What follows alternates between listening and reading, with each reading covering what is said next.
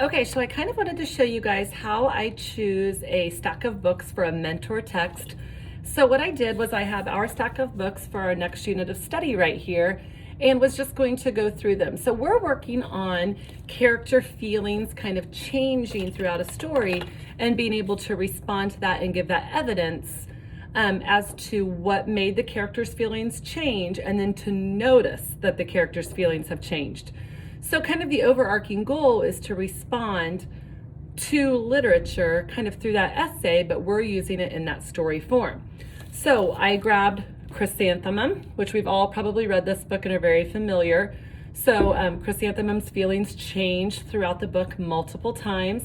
And the students, we read this one today, the students worked on identifying when the character's feelings changed and the evidence to support that change.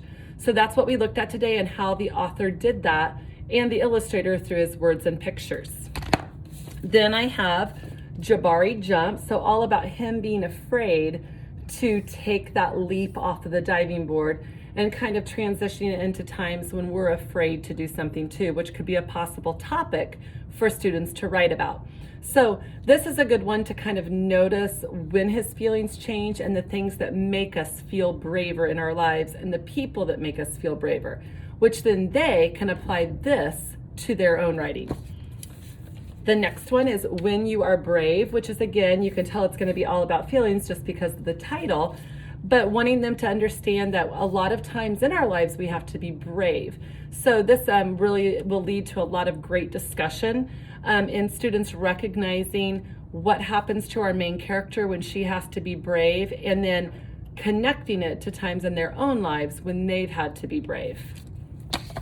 And we're all familiar with this one. This is Enemy Pie. So really helping them recognize how the author kind of weaves kind of the feelings about how he feels about his enemy into the story, and then how that changes with the help from dad and making that enemy pie, and then also just from playing with that enemy and seeing that, oh, a lot of times what we thought about a person is exactly how we truly feel about a person.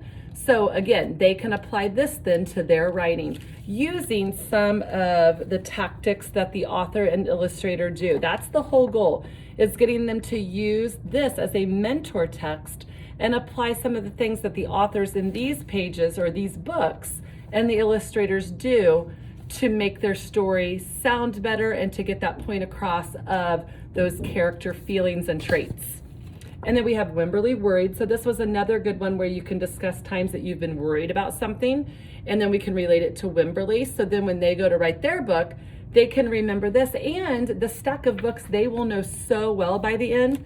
So then they can come grab this book if they would even need it, to see kind of how the author used the words to get the message across and the illustrations. And our last one is Those Shoes.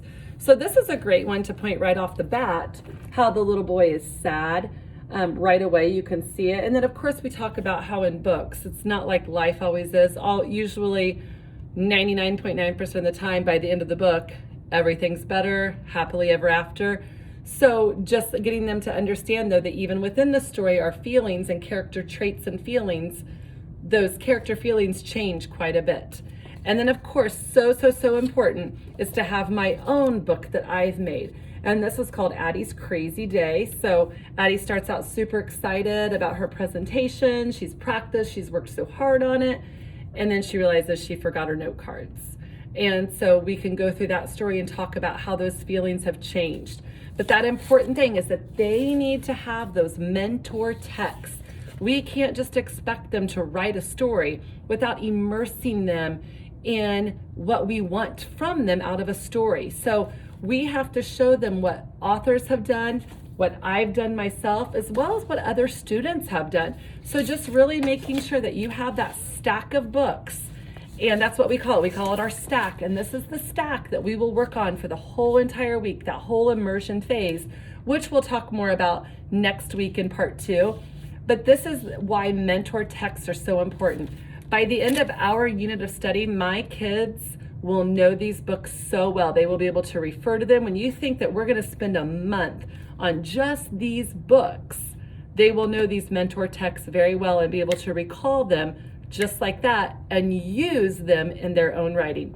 So that's a little bit about Mentor Text and what we chose for our next unit of study.